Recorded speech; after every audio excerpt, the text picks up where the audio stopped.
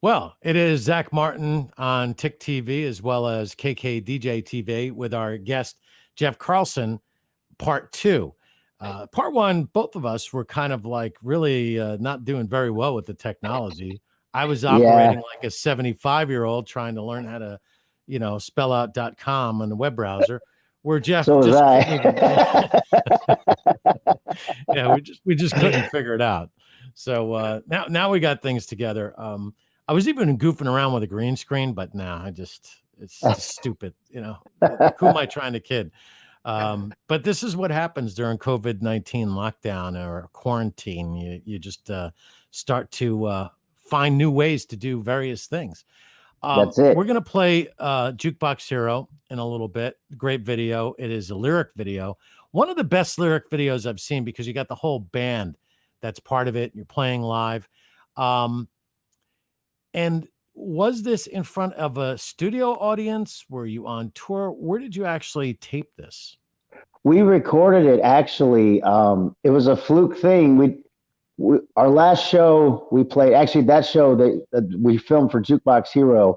The video, a friend of mine shot it on his phone camera actually, All right, good. and Yeah. it was in January at Counts Vamped out here in Las Vegas.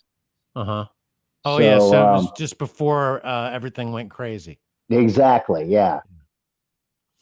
Um, what have you been doing besides trying to figure out with me this TV stuff with your free time lately?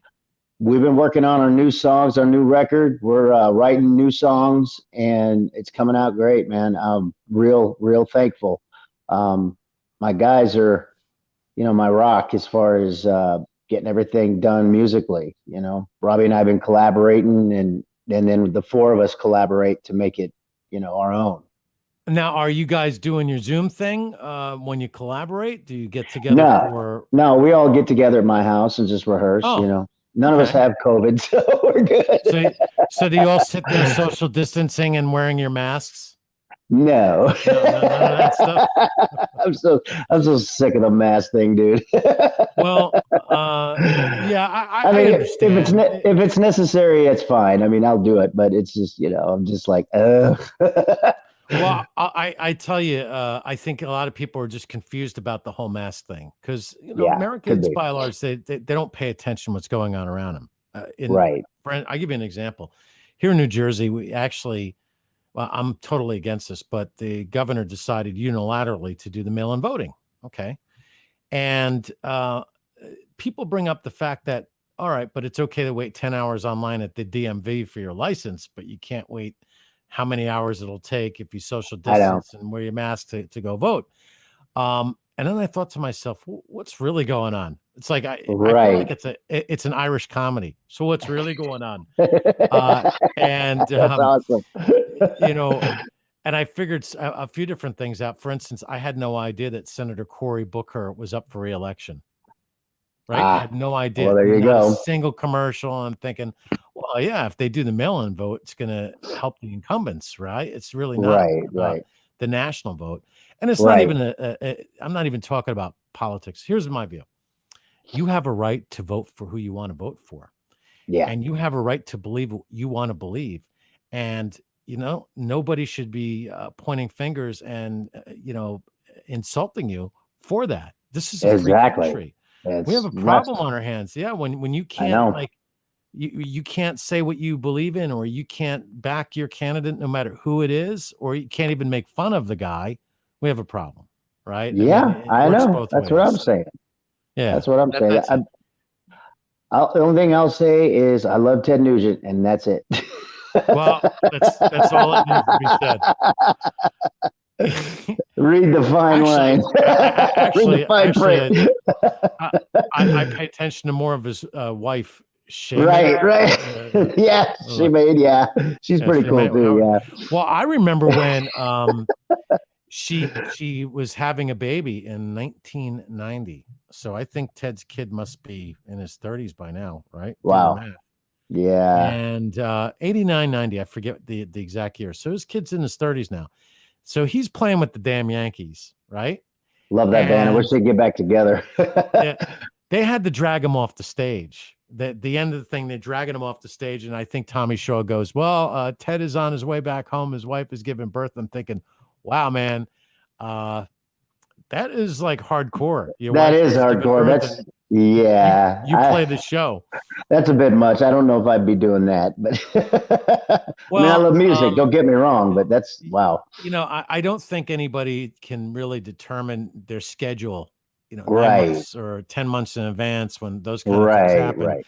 And when you're a performer or you play for a professional football team or baseball Sure. team, you kind of you're on a different level. And I think Right, there's a lot of things that you have to work out ahead of time to let people know that, all right, let me just say this, that if A, B, and C happens, I got to play Sunday because I'm the right, quarterback, right. and just the way it Yeah. goes. No, I get Yeah. it. So there's always those things. What are you listening to these days on your free time? If it's not your own music, who are you into right now? You know, there's a lot. Are you talking new artists or are you talking Yeah, just it could be anybody? anybody. I don't care. Whatever you're listening to. Man, uh, there's a new, they're not new, but there's a band, a couple bands out there I really enjoy, that I like to listen to is Pretty Maids. They're a good band. They're is that your Dr. Pepper? Diet Dr. Pepper? No, Diet Dr. Pepper. While I have various cases of it, and it's still available for exorbitant prices to the people of Texas who are without it right now, I found that I had to run to the bathroom an awful lot because part of the formula is prunes. So just I hear it's you. just No worries. regular polar seltzer flavored water. I You know. I got water too. Man, it's so easy to get dehydrated out here in Las Vegas, especially as hot as it gets in summer. All right, And let's talk about this, Jeff. Um, you know, I'm on in Fresno, and last week we had weather that was 110, 114 degrees. yeah. And I would go out in the summertime to Lake Havasu City, Arizona when I was a kid and do electrical work with my uncle out there in the desert. And it'd be 120, 125, Death Valley 130 plus. The Uh, Mojave Desert, really brutal. horrible heat. Vegas, same thing. And I used to hate it when someone go, "But it's dry heat." I'm like, no, listen, Hot hot is is hot, hot. man. Yeah. Exactly. We said at the same time. Here in New Yep. York, it's right now. I'm going to check the temperature. It's not very comfortable out. It's kind of muggy, and it gets really hard for people to breathe when it's like this. Hmm. So, it can get as hot as it wants out, really, because I'm in air conditioning. It's 90 degrees right now, which Wow. is really hot for this area. And you add the I um, lost you. You there, uh, brother? You're cutting out. so you add you, yeah. That's because someone had to try to call me while I was interviewing Ah, you. How dare they? Yeah. I know, right? So let's let's now get to the Jeff Carlson band and play Jukebox Hero. And I know it's dedicated to your dad. We had that conversation. His name was Terry, and you lost him this past year. I guess for you, like most people, 2020 just really sucks. I mean, I cannot wait till this year's over. Yeah, me too. Yeah, this You is know, I nothing hate like it. to.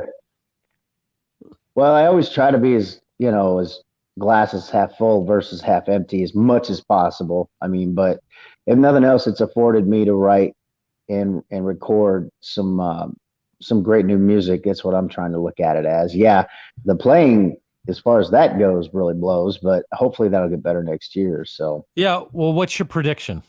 I think November 4th, all of a sudden, COVID-19. What COVID-19? wait, say that again. I'm My, sorry. my, my prediction is November 4th, Wednesday after the election. Uh, What COVID-19? Get back to work, everybody. exactly. A bunch of dicks. Yeah, I agree. Full I on. mean, and let me just say this. If that happens, I hope the American populace is really angry at that point. Like, tar and Well, feather these guys. somebody's always angry. I try not to stay, just to get angry. It just That is doesn't. right, but that is just an obvious one, right? That's where, Right, like, right. Yeah, come on now, all of I a know. sudden we I can, know. all right, sure, yeah, okay. But yeah, I know people are having a hard time, and we talked about this earlier too. So every single one of my interviews that I do, I make sure that we air the number or let people see the number for the suicide prevention hotline. Because I'll tell you something, This year Yeah, has been a man. total mind f. Okay, this is just Yeah. like Yeah. It's been a it, rough one. it, it's. I feel like I was trying to explain it to somebody. It feels like that type of kid. We've all done this. You decide that you're going to kill all the ants that are down in that hole, and you are just making those ants miserable on all different levels. I mean, you're pouring Yeah. hot water Yeah. down. Every kid does that, especially as a little boy. We see ants like that's the enemy. Destroy, right? Right. Right. Right. All right. Or if you're really stupid, you attack a beehive. Never understand. Yeah. Well, But yeah. I hear you know, this should be on America's Funniest Videos, right?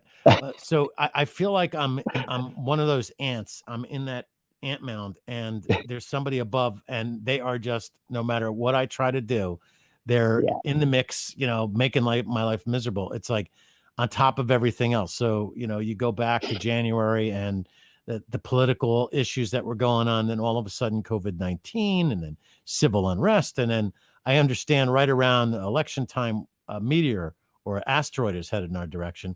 Right. Unfortunately, if it hits, it's only 6 feet, so it's not going to cause any damage. Yeah. It's I not hear a, you. it's not a extinction level. So, you know, uh, I certainly understand where people just feel like, oh, Yeah. and I you know. know, and it's really difficult, but you try to keep yourself motivated and you try to find projects and you try to keep yourself busy and maybe you look at yourself spiritually, but you know, there are people who are really being affected in deep, profound ways. So that's why I really think it's important to air suicide prevention hotline, to write it down. I encourage everybody, no matter who you are, no matter where you are, more important than anything you can do is have these resources available for anybody that needs it, whether it's on social media, in your own home, friends, neighbors, whatever. Absolutely. That's a So great it's service you're doing there, Zach. That's awesome, well, man. it was actually it started because of Zach Bear, who I was talking about his song "Ordinary Girl." This was Okay. last week, and it kind of falls into that suicide mentality, or the issue of suicide, if you want to talk about it, or the suffering that people go through.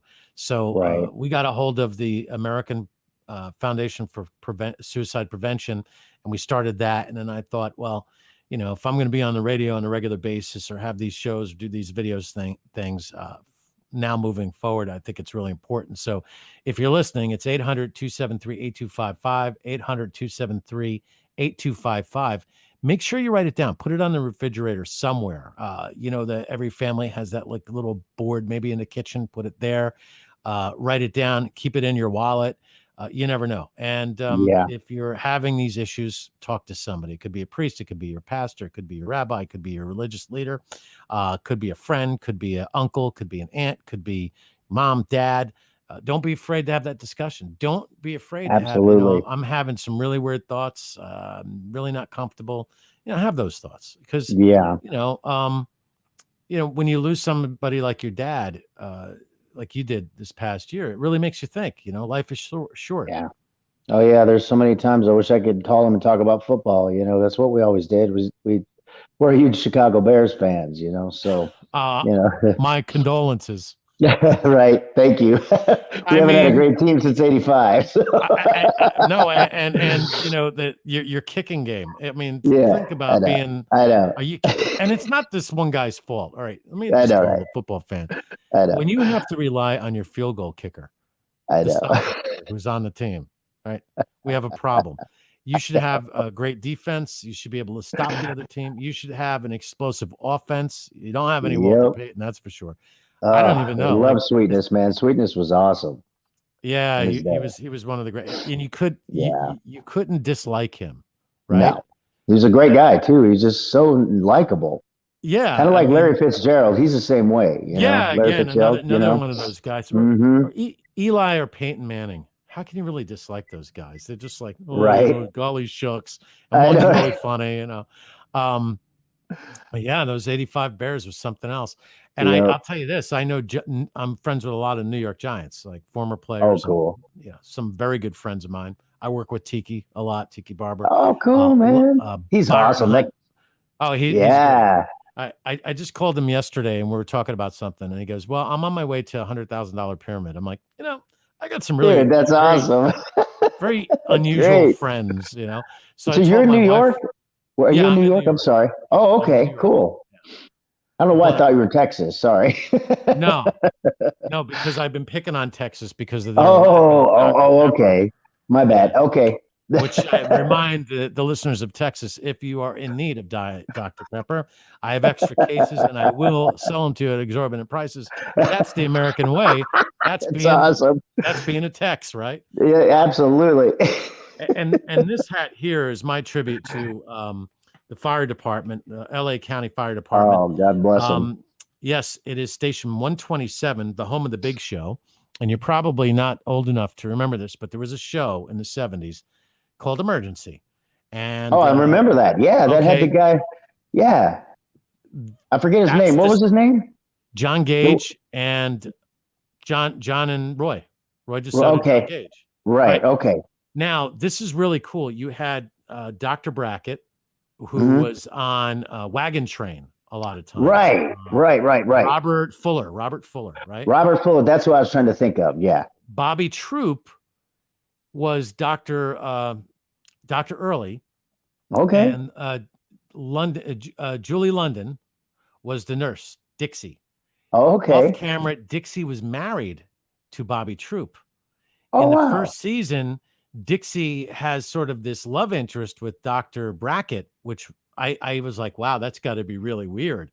And Yeah. Right. Dixie, I think Dixie was originally married to Jack Webb.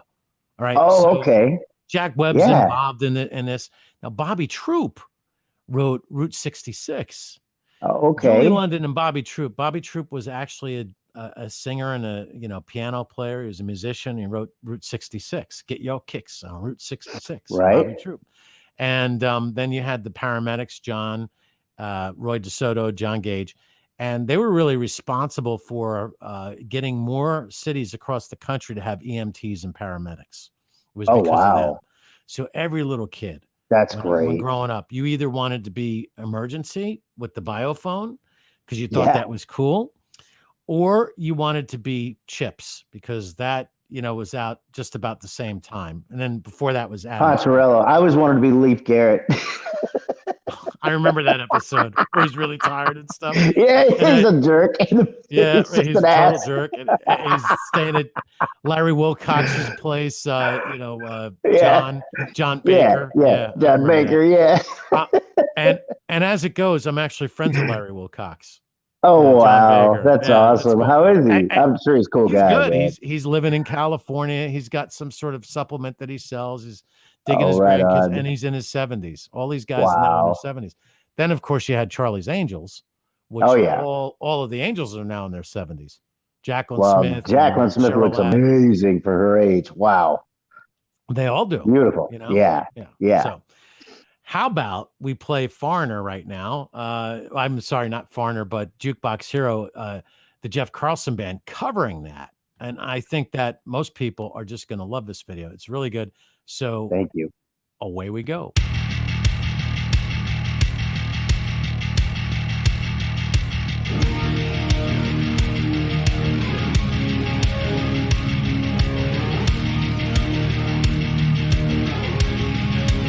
Standing in the rain with his head hung low, couldn't get a ticket, it was a sold out show.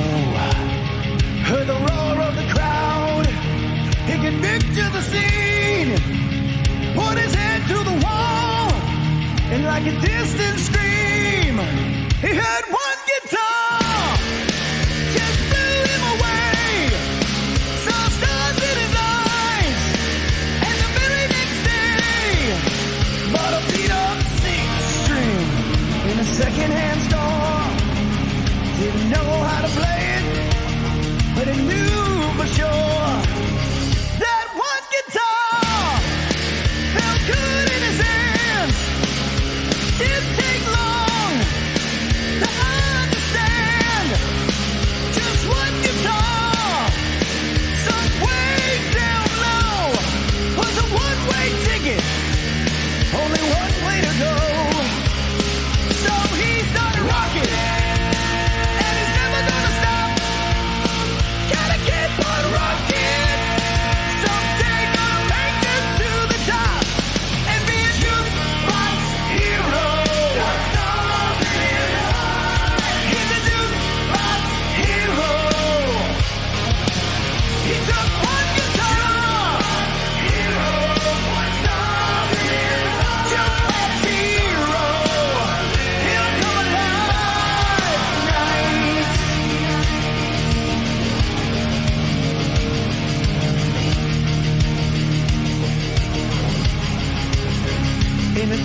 without a name in a heavy downpour. Rode he cast his own shadow by the backstage door. Like a trip through the past, that day in the rain. Now one guitar, when his whole life changed.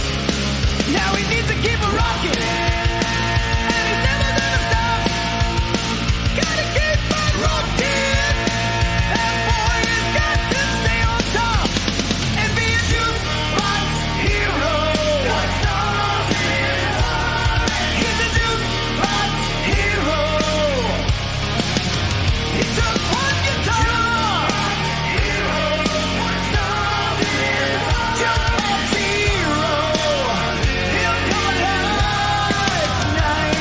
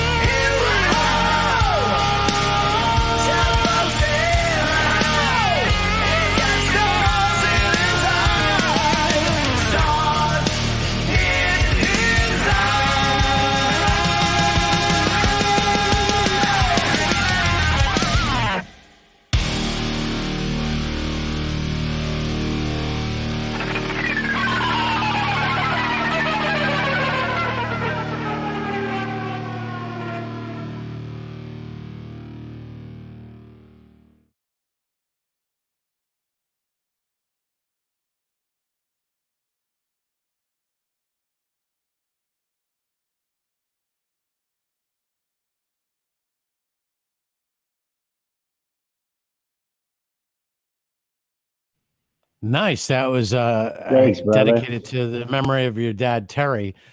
Real tight band. And if I was in Foreigner and I heard you guys doing that, I'm like thinking, oh, listen, don't let anybody know that they're this good. You better do something about this. Thank you. It's done really well. You made it your own. Talk about the members of the band. And let me just say, I love the drumming on it. And I like that effect that you're using with your vocals. It's almost as if you got that bullhorn effect. You know what I'm talking about? It's got like a high shelf. Yeah, it's a That's it. AM Yeah. radio type thing. Yeah. Yeah, it's a filter that our producer Brandon Wolf did. We got Robbie Wolf, who's my lead guitar player, Corey Kay, my bass player, and at the time we had a guy named Mike Mittling on drums, but he decided to leave the bands for personal reasons, and we wish him all the best in the world. Drummers are always one of the smartest guys, but they're also how do you say it? Temperamental. Tempo. They can be. Tempo is part of it. Temperamental. Tempo. Yeah. Tempo. Yeah. Right. They put the tempo in temperamental. Exactly. That's funny. No, we our first single was a song called "Never Be Another You," and the guy that we had record on it, Todd Turgeon is his name. We brought him in to replace Mike now, so we're real happy. And Corey and I and Robbie have been playing together off and on since 1998, and truth be told, we're like a real life Spinal Tap, man. I swear to God, Todd's like our 10th drummer we've gone through since then, off and on. Well, but no, it's all good. If that's the case, what you need to do is have a mini Stonehenge the next time you play, just for fun. I know, right? I do believe that, believe it or not, Blue Oyster Cult inspired some of those moments for Spinal Tap. Oh, big time. Yeah. Big time. Well, what a band. They were mocked on Saturday Night Live with the cowbell, and then like they were used as a basis for Spinal Tap. But man, they were great. I mean, that was one of my first concerts, and I'm friends with Eric Bloom, right? And Nice. I'm like, dude, so let me ask you a question, Eric. How did the guy whoever's playing drums in '79, how did he turn into Godzilla like that? He goes, what kind of question is that? It's like, he looked at me like I was stupid. He put on the light effect that he was in back and put the head on, and it turned to Godzilla. But that was also, I got in a lot of trouble from my parents because it was Black Sabbath and Blue Oyster Cult, and Ronnie James Dio was the lead singer at the time for Oh, I Black loved Sabbath. him. And it was me and my friend. It was 1979. We convinced our parents that would be cool to go. That hey, Mom, don't worry about it. No drugs will be present. Nobody's gonna smoke pot or anything like that. We go on the train. We're good kids. And the deal was we would go on the train to Madison Square Garden to go see Black Sabbath and Blue Oyster Cult. Me and my friend Chris Friel, who lives near Route 66. I think we were talking about. Oh, that wow. Cool. in Arizona. Yeah, in Arizona. Anyway, my parents are waiting on 34th and 8th Street. It's right over by 34th and 8th Avenue. Sorry. It's right by the U.S. Postal Service. A gigantic building, huge. It's always open 365 days a year, 24 hours a day. Oh, you can always do your mailing there, only in New York. And as we're in the show, all of a sudden these fire trucks start running in. Now my parents are really getting upset. They're like, what the heck's going on here? Yeah. It turned out, and I was able to talk to Ronnie James Dio on the air many years after about that, and Eric Bloom. There was a pyrotechnic incident. They had a little fire, so the fire department had to come in. Well, so that's not the worst part of it. We come out. It was like a gigantic bong. And me and Christopher, we come in and we're in the car. We're like, hey, man, it was great. Just like totally stoned. We didn't try it, but it was that, everybody else is smoking. Right. No, we start staying and we start laughing and my dad is Ralph Cramden. He even drove the bus. He was like, that's it. That's awesome. Any concerts again? Not a question. And you should know better.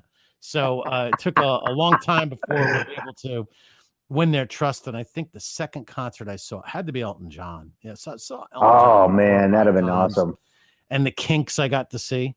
Oh, cool. So right on. Some of the band. What was your first concert? It's a good question. You're gonna laugh. My parents were really cool about rock and roll. My number one earliest influence was Jim Croce. Believe it or not, I loved early Jim Croce stuff. Yeah. Well, of course, he only had yeah. And then my parents, when I was like 3, they took me to see. Let's see, what was it? I can't remember. What was that band? Sorry, I'm drawing a blank. Well, while right you're now. thinking about that, Three Dog Night. Three Dog Night. Sorry, that's a good one. I saw them in concert too with America. My daughter's first concert, she was maybe 6 months to a year old. Maybe, I don't know. Maybe a year old. It was maybe maybe under. So, how old were you when you went to your first concert with Styx?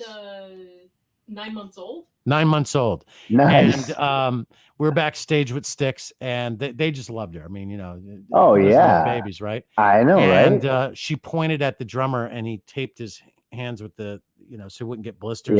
Yeah. And she goes, "Boo boo, oh boo boo." And they're like, "Oh, that's boo so boo." Nice. So Sophie grew up around radio. All right. Very expensive equipment. Yeah.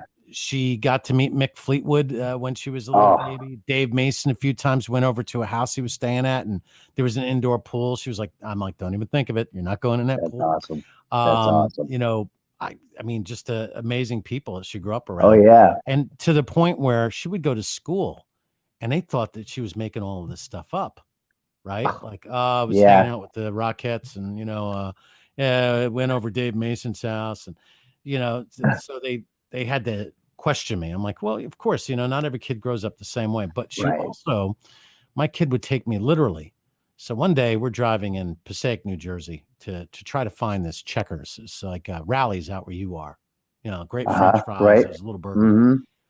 Well, there's all these Spanish signs And me, without thinking, I'm going, great, got to go through Mexico just to get to these burgers because now I'm lost, right? Don't know where I am. So she goes to school on the Monday. What did you guys do? Anybody go anywhere this weekend? She raises her hand. I went to Mexico for hamburgers. Oh, let me tell you, I was in so much trouble. My wife is so mad at me. I'm like, it's an expression. It's like nothing even wrong with that. I just like, I had no idea where I was. I'm like, where am I? Different country. So anyway. It's so funny. I hear you. Yeah. But here's what happened. I got to tell you real quick. My mom took me to see Kiss on the Alive tour when I was 4. Oh, wow. And she also took me to see, I think it would have been 70. Yeah, the same year, 75. She took me to see Black Oak, Arkansas, and Jim Dandy was my first meeting. I got to meet him when I was, 4 years old, and he was so cool, man. It was like life changing for me, man. It was like, I want to be that when I grow up, He was so cool. What was the first album that one of your parents bought for you? Because I got a good one. Kiss Alive. Kiss Alive. Yeah. I remember getting Kiss Alive. I was 10 years old maybe 11. And you know why we like Kiss Alive? Because of the fold out, the insert. No. That's why I like it. We were able to sing hotter than hell. We thought, oh, okay, there you go. Man, any song that had a bad word in it, that was our song. Like, all right, man, hotter than hell, man. That's great. Awesome. Yes. So that was that. I got that album. I got it on cassette, as a matter of fact. So you were in the, that point where you get it on 45 cassette. So the first 45 I got was 2 of them. It was Elvis Presley, "Burning Love," which went to cool. #1, and I think in 72. 72, and then, right? Was Malcolm McNeil song. How do you do? And we could sing the na na na just like before. It was a fun one for a kid to sing along with. The first album she ever gave me, she's like, "Here, I got something for you." She's like doing a cool thing. I go, "Here's Vanilla Fudge." They were bigger than Led Zeppelin back in the day, and Led Zeppelin opened for them. This is the coolest band ever, Vanilla Fudge. And I'm like, all right, cool. And I like the album, Yeah. And then I ended up becoming friends with the guys in Vanilla Fudge, Mark Stein and Carmine Appice. And Carmine Appice, he wrote about me in his book because I introduced him to the woman he's with right now. But that's great, man. My question, Carmine, well, he's one of the best of all time. Should always be in that conversation. So I go to him, I go, hey, Carmine, why were your songs so long? Were you all stoned? You didn't know how to end it? Because it's like, oh, what do you mean, man? I go, it's like nobody had a clue when the song was over. So I'm just wondering, like, and 10 minutes later, you're still tripping out, It's like, so no, funny. And I think it kind of got, a little mad at that. But and then here's another funny story. They had a song out in the early 2000s, and it was another one of those that was like 8 minutes long. I go, guys, you're not going to get radio airplay in 8-minute song. And I'm like, the Sarge, right? I got the grease pencil in my ear and, razor blades and all that stuff, how we tape and so give me that song. I took the song. I'm like, here you go. It's 3 minutes and 45 seconds. That's called the hit record. 8-second intro, get to the refrain really fast, right. Put it together. I go, you're not going to get anybody to play an 8-minute song unless you're Tesla, Yeah, right. And even then I was always wondering, man, these guys are stoned. They have no idea how to finish the song off. You ever have one of those moments where you're up on stage, like, anybody, when are we going to end this? Oh yeah. I used to play Stranglehold all the time with my cover bands. Yeah. That was one of those songs we literally would look at our watches and go, stretch it out. Keep playing. Yeah. And here's the other thing that I always felt bad for. When you go to a concert, I felt bad for the drummer because it's like, the drummer doesn't get a break. I mean, this guy is, I know. And then it's a 15-minute solo, 20-minute solo. Right. You guys are having fun back there. The jerk is up on stage and you have the nerve to split the night evenly, even though he's doing more work. Right. So, some of the drummers will go, well, they have some of the ballads where we don't play. I'm like, come on, you're a hard rock band. There's never a ballad where you're not playing. I know, right? Then the other thing that I find really interesting, bands like, there are some bands that never get the credit due, like Pantera. And I'm going to tell you why. When you hear them, as a radio guy, I'm like, oh, the program director's not going to let me play this. You can forget about Right. it. And, or Yeah. Sepultura is another one. Yeah. But one time there was a contest winner, and we had a little private acoustic jam session with Pantera out in the middle of the field of nowhere. I'm like, wow, if you guys actually went on the road and did this like acoustic set, you'd be like double what you are now. I'm like, it just blew me away. So there's always these things that surprise you musically when you go to shows or you meet people. Right. My question to you is, you covered Jukebox Hero. Did you ever meet anybody in Foreigner? And if so, did they even hear your interpretation of their song? Anything like that? No, I wish. I do have a friend in town here in Las Vegas that he knew a guy in the group Asia, and they toured with Lou Graham. No, Lou Graham. Yeah. And apparently he sent it to his friend in Asia, and apparently he played it for Lou Graham, and Lou Graham gave us his thumbs up on it. So would that be Carl Palmer? He's the only one that's still alive in Asia, I think. Well, no, it's not an original member. No. Oh, I see. Okay. Yeah, but I forget the guy's name off the top of my head, but that's cool that they got it to him. So he really liked it. Yeah, that's a good that's sign. what he said. Yeah. That's what they said. Yeah. And you know what you should do? Send it to the wrong Mick Jones. Wasn't there another guy that's a guitar player? No, Mick Jones from the Clash. The Clash, yeah, that's what I thought. Yeah. So I was just thinking, send it to the wrong Mick Jones, because as much as us disc jockeys get confused, I mean, they only, you know what, they deserve that for having the same name. That's awesome. And a little rock quiz for somebody listening. Why do they call themselves Foreigner? I think you know the answer, right? Oh, I know the answer. Yeah, it's because half the band's from England, and half the band's from New York. So no matter where they go, they're foreigners. That's right. There's always a foreigner in the group. The original band, I think. There was one song, Double Vision. Oh, and great the story song. about this was Mick Jones and maybe Lou Graham, I don't know. They went to go see a Ranger game, and I used to know the name of the Ranger player, but he got pummeled. And he couldn't return for the second or third period. And they go, so-and-so out because of double vision. He had concussion. Or he had a concussion. He was out. He had double vision. So they were like, oh, man, we'll use that for double vision. So that's, I like the stories behind the songs where they just created out of nowhere. Here's another thing that I've noticed, Jeff. Most of the great songs took only about 15 minutes tops. 5 minutes. Oh, I believe it. Minutes. Yeah. I mean, Paranoid by Black Sabbath. Great They song. took a lunch break, had some beers and burgers, came back from the pub, and put it together in 15 minutes. Wow. Yeah. That's awesome. Follow You, Follow Me by Genesis. Another one of those songs. Mike Rutherford, he told me, yeah, I did it in like 5 minutes. I'm like, yeah, thanks. I can't stand you guys that do that. 5 minutes, 10 minutes. It takes me forever to write did that too. I'm sure the Beatles did that too. What's great about the Beatles, they can write about anything. All right, anybody got a song about the color yellow? All right, yellow submarine. Scrambled eggs. Scrambled eggs. We'll make it yesterday. Right. Put a comb through your hair. All right. Read the paper. Paperback writer. Although but there was a point where now Paul McCartney's starting to annoy me. Because he's like, I'm gonna do a song from my living room. Everybody's gonna play it because it's me, right? Okay, great. And then after 9/11, he did the Freedom song. I'm like, so I go, did you write that on the ride over from the airport? He goes, yeah. How'd you know? I go, oh, couldn't tell. Freedom, oh, freedom. Oh, it's in my head, freedom.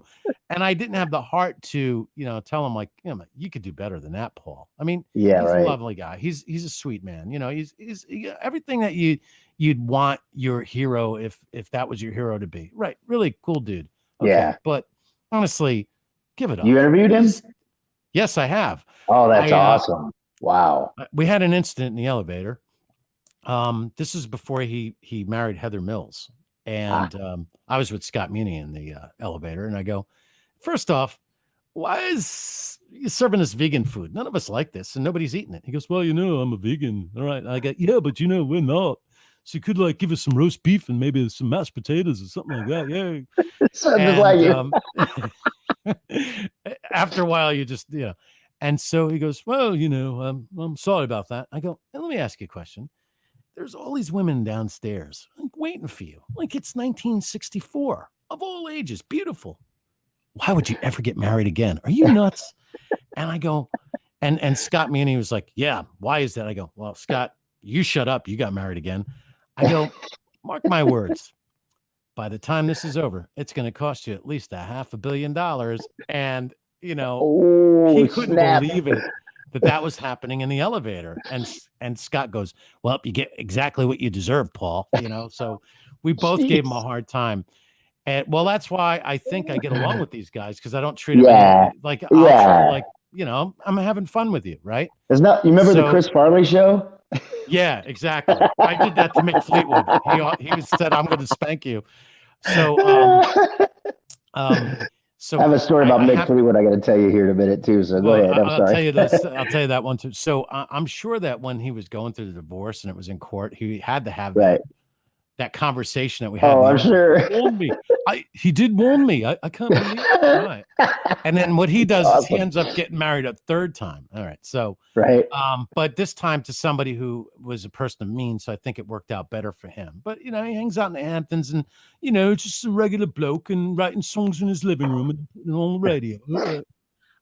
Then Mick Fleetwood he came to the radio station in New York City, and I started doing the Chris Farley, because I used to do two things. Matt Foley, you'll end up living in a van down by the river. Yes, love that. And I go, Mr. Fleetwood, remember the time? And then I started doing that, and he goes, you're going to get a spanking if you keep it up, because everybody was laughing. They knew what I was doing. So go ahead with your Mick Fleetwood story. Well, if you know me, I'm I love Elvis so much. Elvis Presley. It's like, to me, there was him and there's everybody else. You know what I mean? It's like he was the first with the mostest, as John Leonard would say, something like that. Or before Elvis, there was nothing. That's what John Lennon said. But anyway, Mick Fleetwood had a auction of Elvis memorabilia out here in Las Vegas at Bally's. I don't know what got into me that day. Normally, I'm not prickish, if you will. but I walked up to him and I'm like, hi, Mick, nice to meet you. I said, just so you know, I'm not here for you. I'm here for that guy on the wall. Well, he just kind of looked at me. He just kind of looked at me like, did he just say that? Yeah, and he's like 7'9". He is. You're actually having a conversation with... I didn't mean to sound like it. And then it was one of those things where after I said it, I kind of thought, wait a minute, I probably should have thought before I spoke. That was kind of one of my dumb moments. But, it's all good. We've all had those moments where I'm not here to actually see you, or I'm known for this. I was at an event with Phil Simms, and he was really uncomfortable. So he's hanging out with me. And my wife and my daughter Sophie are with me. So I'm like, all right, well, have a good time. He goes, hey, where are you going? Like, I'm Phil Simms. Where are you going? I'm like, you're on your own, buddy. And I just left because he didn't want to have to interact with everybody. Yeah, right. I just you're on your own. Hey, listen, you're Super Bowl MVP 21. Okay, you can handle this. Where are you going? But yeah, I do that a lot. Or I'll pull this one. I go backstage before the show, and then I go, all right, let's go home. You can't. Right. One of the things, I'm at the point where you can't get me to schlep anywhere, and I don't want to stay out late. So if you late and it requires a schlep, no. The last concert I went to was Bad Company with Joe Walsh opening up. And cool. I bet that was a while ago, though. It was a few years ago. See, my daughter can tell me the exact dates. I think it was on June 10th. And, we made a big day because earlier in the day we went to the drag races. My high heels are killing me. And I kind of owed them because a few times they were in town and they would invite me and I'm like, didn't go. Right. Yeah. Yeah. However, the one time I did, I made sure I went was when Paul was with Queen. Remember that? Uh-huh. So I went to the show. It was a big deal.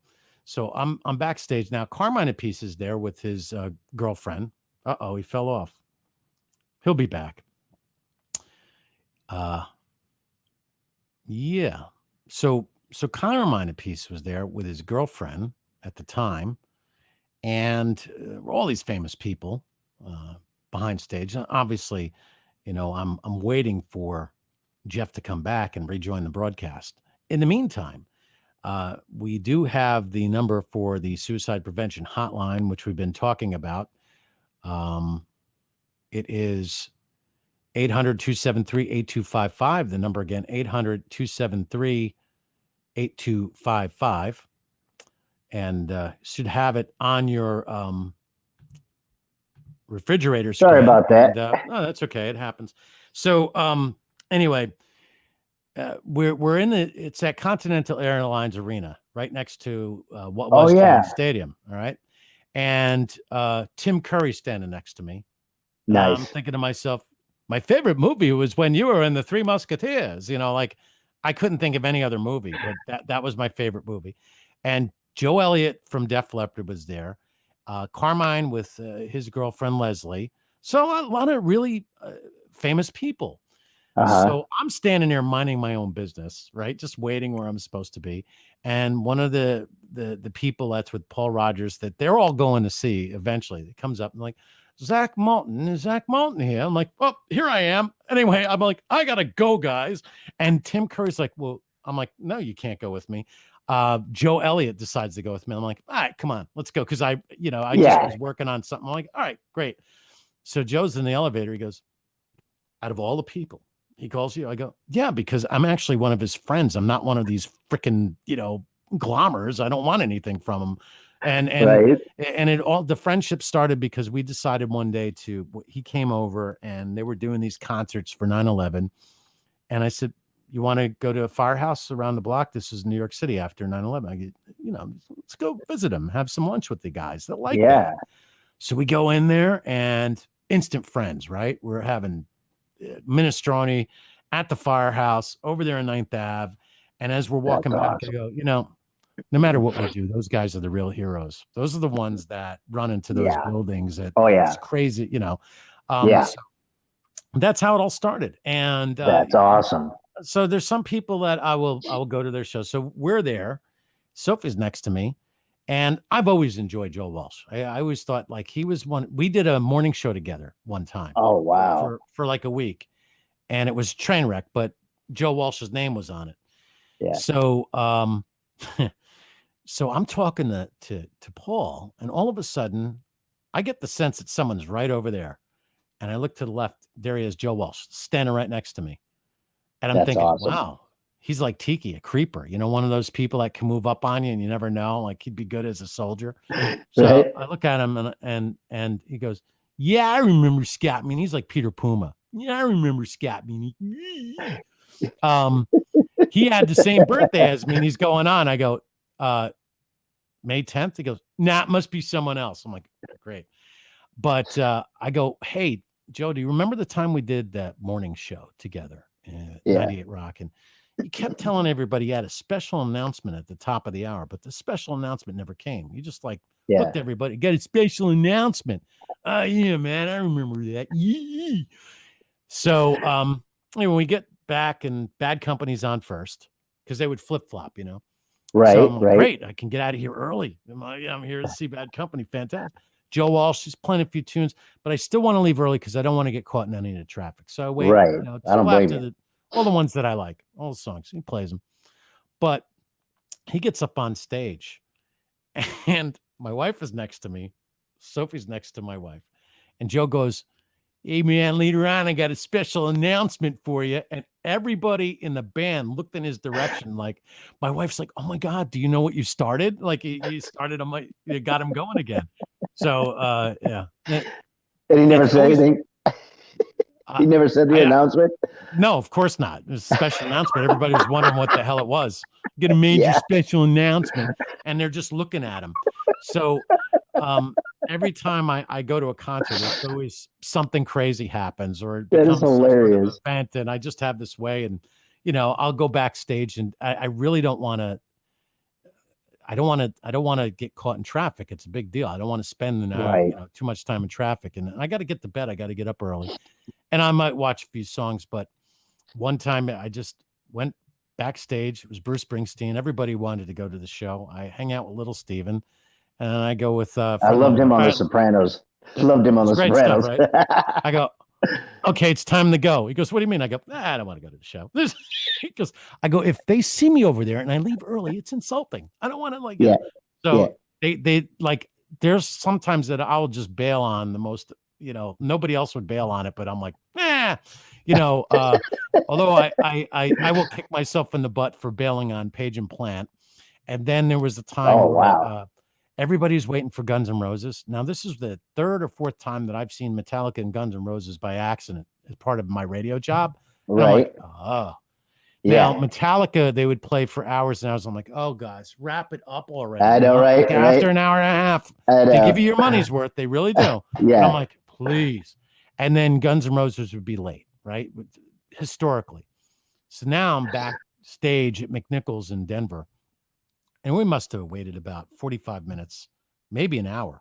Now I'm like, I am leaving. I am getting the hell out of here. They're coming in. I'm going out. The record guy goes, don't you want to stay and meet the guys? I go, I use explicitives. I go, you know what? You guys wasted my time. I'm going home. To this day, I think Duff McKagan, he remembered that. So wow. Years That's down. awesome.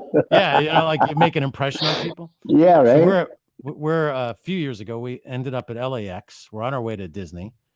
And now there comes a time where you get to that age where you just remember the face, but if it's not where it's supposed to be, you have no idea who you're talking to. Right. So, right. Hey buddy, how you doing? Right. Yeah. So he's coming out, I'm coming in. We looked at each other and we're like, I know him. I'm like, yeah. So, hey, how's it going? He goes, good. How are you? I go, good. How's the family? Good. All right, man. Well, have a good one. I'll see you soon. All right, take care. My wife goes, who is that? I go, I have no idea. I just know I know him. And he probably did the same thing. Yeah. And I realized as I was going, I'm like, man, I think he was with Guns N' Roses. Oh, Duff McKagan. So nice. The kind of stuff happens to me. That's I share these stories because they're funny. They're fascinating. Right. They are. Yeah. The lesson is, no matter whether it's Paul McCartney, the Pope, or whomever, treat everybody the same. That's Amen. I know. That's I'm with you. And the next time you meet Mick Fleetwood and you're staring at his belly button because that's how far your head goes up, you can just talk to his midsection and go, yeah, well, it's really nice to see you. I mean, yeah. I mean, I don't know what caused me to say that, man. I just, I was just in a mood. Well, there's in a mood. Maybe you waited too long. Maybe it was too hot. Maybe you got in traffic. It was a schlep. All of those different things. And, you get cranky. But I think that's what people appreciate the most. And if they get the sense that they meet you and you don't like them, they will do everything they can usually to win you over, which is the best part. And then that's how you become friends. Right. That's how you become friends. You're like, he didn't treat me like, he didn't kiss my ass at all. He was just like actually kind of mean. So you probably will end up good friends with Mick one of these days. That'd be great. I got a Bon Jovi story real quick to tell you too. Okay, another good one. Yeah. All right, go ahead. Bon Jovi. I was 14 years old, 1985. It was on the 7,800 degrees Fahrenheit tour. Yep. And they had a record store appearance in Springfield, Missouri, where I'm from. So you could feel, man, they were just blowing up. They were just about ready to like a rocket ship. There's like 2,000 kids waiting to meet them, it was one of those assembly line things. You just go through, get your autograph, say hi. Well, at the time I had an aunt that worked at Polygram Records. You remember Polygram? Oh, of course. New York. Yeah. Well, they were signed to Polygram at the time. So out of all of them, Tico and David and Richie were the coolest. But I got down to Alec and John, and I said, hey, man, is there any way I can hang out after the show? My aunt works at Polygram. She's one, and I said her name or whatever, thinking maybe it would click. I was naive. I didn't know, how big the business really was back then as a kid, It isn't. It isn't. But anyway, I thought maybe that would, give me an in after the show, right? Well, Alec grabs my arm and he writes, "Pass on it." And him and John started laughing at me, and they were like, "You find the biggest, baddest MF you can find to try to get backstage." And that was pushed. I was like, "Wow, okay, thanks for that." That's good. Now I got to interview both of them, and I met John one time. This is ZZQ. ZZQ had a sister station in Springfield, Missouri. I forget the name of Oh it. yeah, Same on 97.3 or yeah, 97 probably. US 97 US 97. Something Yeah, like that. Yeah, it was the rock station. So there I am, and my brother was a teenager going to high school, and so he's visiting me in Terre Haute, Indiana, and we decided to go to see the Bon Jovi show, the New Jersey tour. So I got the tickets, and I got the backstage passes. And I'm backstage, and I go to John. I go, so do you live in Rumson? I'm like, where do you live? And he wouldn't tell me. I go, because I'm here in Indiana, and I'm going to drive all the way out to Rumson, New Jersey, just to find your house. I go, I'm from that area. That's why I'm asking. yeah. And I think he lived in Navasink. You actually could find out if you really wanted to. Nobody is like, you can find out where I thought he lived is. in Red Bank. He didn't live in Red Bank? Well, he's got a restaurant in Red Bank called Soul Kitchen that helps the poor, which is Oh, really that's cool. cool. I mean, That he's is a cool cool. dude. Yeah. But he lives in Navasink, and Navasink is not too far from where the governor, that gobshite, lives. Oh, okay. So anyway, I told my brother, I go, all right, this is the Bad Medicine tour, right? I go, now you're going to take a picture. I'm going to get a picture of you and Bon Jovi, and you're going to keep this picture. You're going to go to school, and you're going to tell everybody that you met Bon Jovi, and they're going to not believe you. And you're going to make bets, $5, $10, $20, whatever you can. You're going to make a lot of bets. And the next day, you're going to bring in the proof and take the money. So that's what I did. Like, I taught my brother, I go, this is what you do. That's awesome. And then, in and out over my career, I'd have Richie Sambora in. And my question to Richie is like, why did you let John get away with calling the whole group Bon Jovi after his last name? I go, because that wouldn't fly with me. But it turns out his uncle was the real guy. I think his name was Tony, and he ran Power Station studio. Right. So okay, it's your money, so name it after you. But the other one that I got in a fight with was Rick Nielsen from Cheap Trick, and Bob Geldof, two of them. Rick, he came over, and he was doing a guest disc jockey thing, and he goes, "Do you have California Man from The Move?" I go, "No." He goes, "What kind of station doesn't have The Move?" I go, "The station that plays Cheap Trick music, but if you keep it up, I'm not playing that either," because he was really starting to annoy me. So he goes to my boss, "What is his problem? He just like treats everybody like crap." And he goes, "Well, you got on his wrong side." And so like he couldn't get it out of his head that but it was like the final thing where he was being a Weisenheimer. He asked for a song. I'm like, most radio stations in the United States do not have copies of The Move. Okay, they just don't. All right, so just like move on. Let's do one of the ELO songs that whatever. And then the other one was Bob Geldof. So Sir Bob himself comes over to the radio station, and he said something to me, and he was in a zoot suit with the pinstripes. I go, "Where'd you find that suit? From Goodwill or Salvation Army?" He goes, "F you." I go, "Well, F you too." And then we just like carried on and did the interview. It's awesome. Just classic, man. Yeah. That's well, great. we'll have to have you back and talk these stories. And then next time you can have one of the other guys in the band, and that'd be great. They can tell it. What I always enjoyed, I did this to Adam Sandler. He called me to do an interview a long time ago. It was when he had that Thanksgiving song. Oh yeah. About turkey. And I said, can you put your sister on? He goes, "Why?" I go, "I want to talk to her." And I interviewed the sister because I wanted the real dirt on him. So I enjoy having siblings on. That's awesome. To give us the real story. I did that to Larry Bird, talked to his sister, just picked up the phone one day, looked up French lick, found the first bird I could find, talked to her. And I said, "Well, tell me what it was really like growing up." And so she does. And I go, "Now, here's my criticism of Larry Bird. Don't put him in charge of any buffets or any hotels." She goes, "Why is that?" I go, "Because the Larry Bird Hotel in Terre Haute, Indiana, every regular size plate is like a serving plate, like that you'd put a gigantic turkey on because he's so tall. It looks small to him, but to the rest of us, too big. So can you next time you choose the plates? That's what I do. Right. That's awesome. Right. Well, thanks for being on with us. Of course, Thank you. Get more information about the JeffCarlsonBand.com. And I think what we'll do is like we did the last time before we, figured out that the audio was a complete mess, is play Jukebox Hero one last time before we bid adieu. You ready to go? Thank you, Zach. It's been an honor.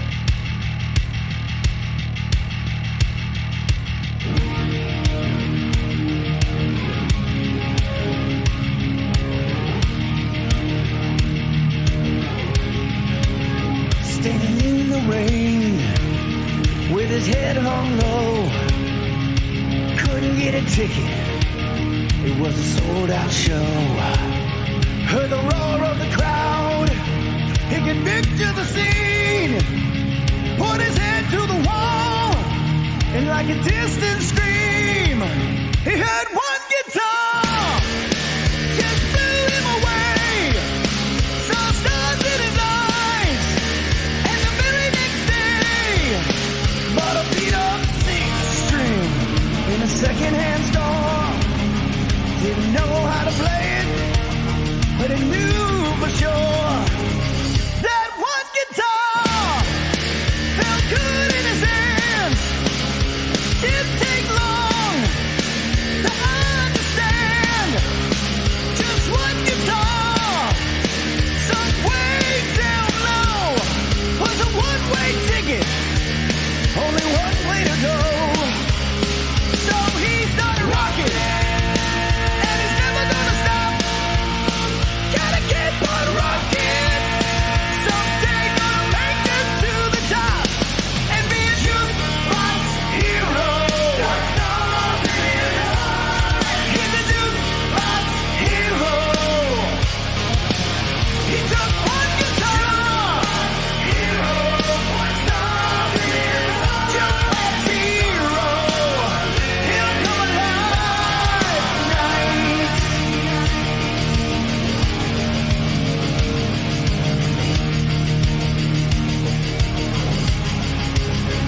In a town without a name, in a heavy downpour, Brody cast his own shadow by the backstage door.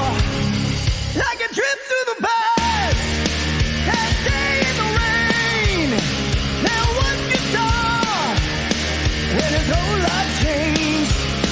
Now he needs to keep it rocking, and he's never gonna stop. Gotta keep on rocking. That boy has got to stay on top and be a jukebox hero.